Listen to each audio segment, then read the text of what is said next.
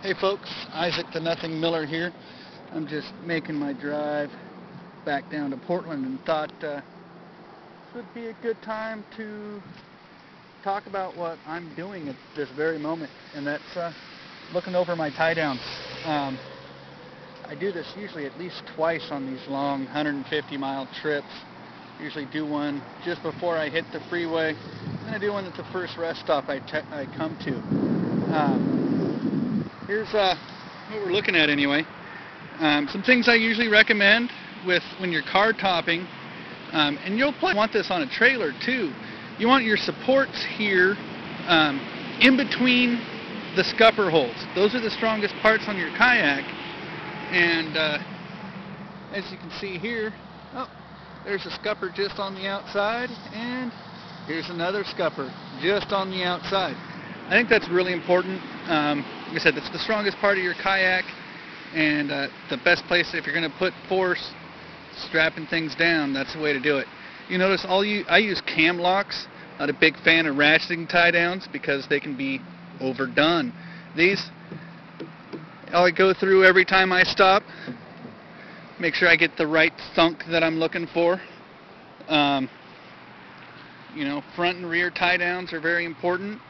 I don't have a place on my car, unfortunately, for a front tie down.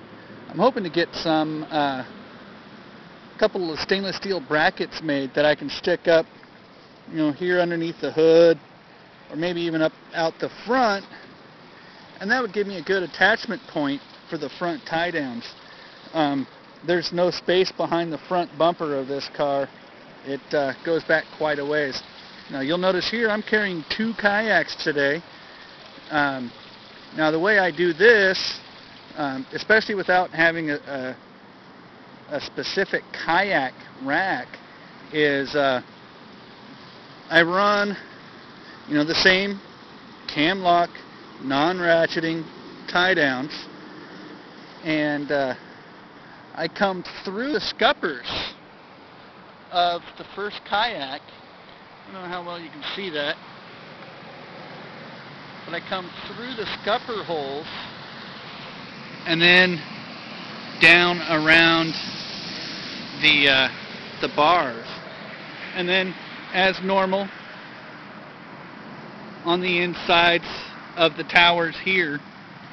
You don't want to go on the outside of the towers, not unless you've got like the Yakima racks. I know they've got their little end caps with a little nub at the bottom, help make sure the strap doesn't tie through. I still like to keep everything between the towers.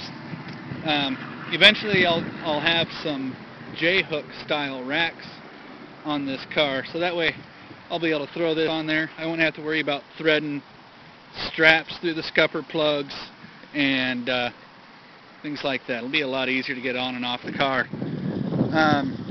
I think that pretty much covers it.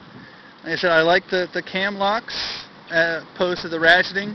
They don't over tighten, and there's a lot less to be concerned about.